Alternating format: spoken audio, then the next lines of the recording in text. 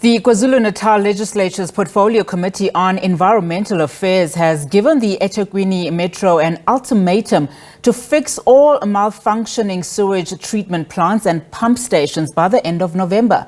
The Committee and MEC for Environmental Affairs, Sboniso Duma, have visited several areas in the eThekwini municipality where sewage infrastructure was damaged during the April floods. At least 20 pump stations are either only partially functional or non-functional. Durban will have to remove its blue flags and signage from its beaches after choosing to pull out from the 2023 awards season.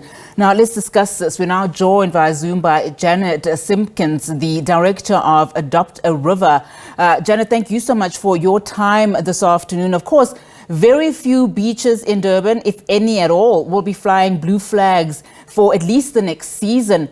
What does this say about, the water quality and of course, environmental management of our beaches, particularly if you look at KZN and especially as we head to the festive season? Thank you for having me. It's a massive blow to KZN and for tourism here.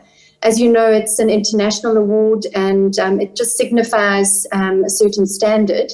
So to have this not flying for the next year is a massive loss for tourism and a draw card, especially when the province needs it after all that we've endured. But it does speak to the legitimacy of the process, because I don't think they would have or could have been awarded in any case, given just what's been happening with intensified sewage contamination over time.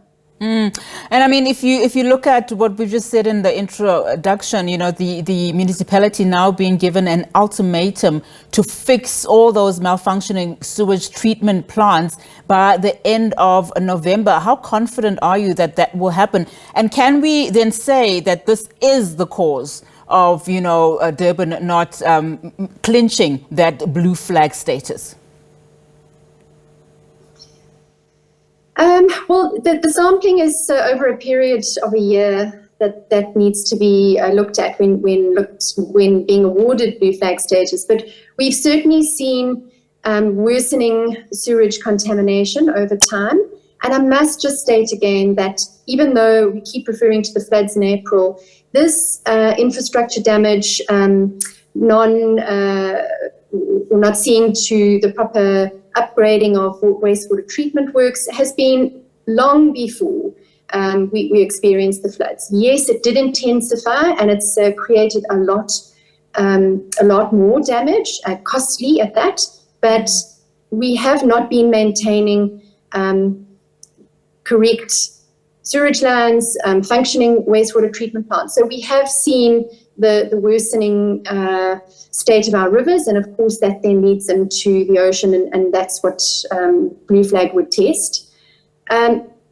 Going back to the intro, and given the fact that the provincial office has given eThekwini till the end of November, well, I don't know what they visited or what they'd seen, but we've got infrastructure damage that hasn't even been started. To fix a wastewater treatment plant or the damage that some of these plants have experienced by the end of November it's not even possible. So, we've still got outstanding directives on some of these wastewater plants from even before the floods, and nothing's happened. So, it's very frustrating for us. All we want to see is action. We're tired of the talking now, and we need the funding to come through. There's not enough in municipality. And again, we call as a civil organization just on higher levels of government to step in with the necessary funds and oversight, really, to get this fixed. About 2 years ago, in fact, I think around about this time, a total of 12 beaches in Durban were awarded blue flag status, for the 2020-2021 season.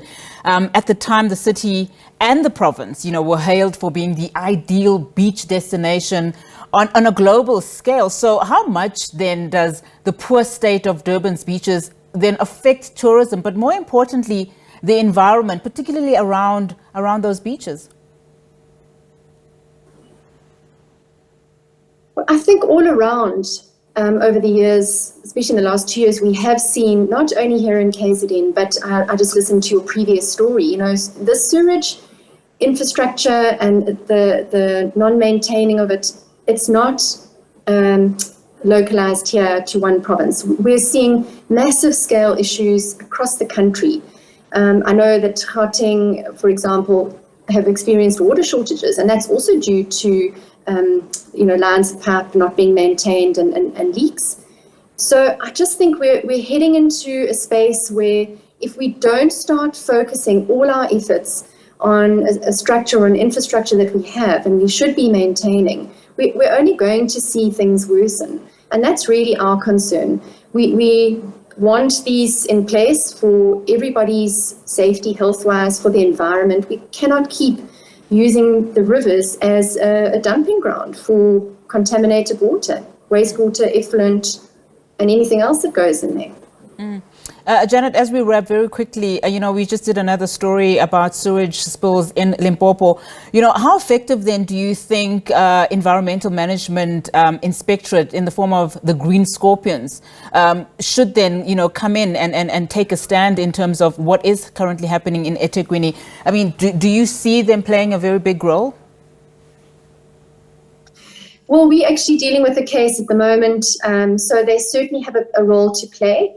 But there are provincial and national oversight bodies that should also be stepping in. I mean, when things are not working to this extent, it cannot be left up to the green scorpions only to rectify this. So we really are calling on all ministers now this spans environment, health, water and sanitation, human settlement. There are major issues at play here.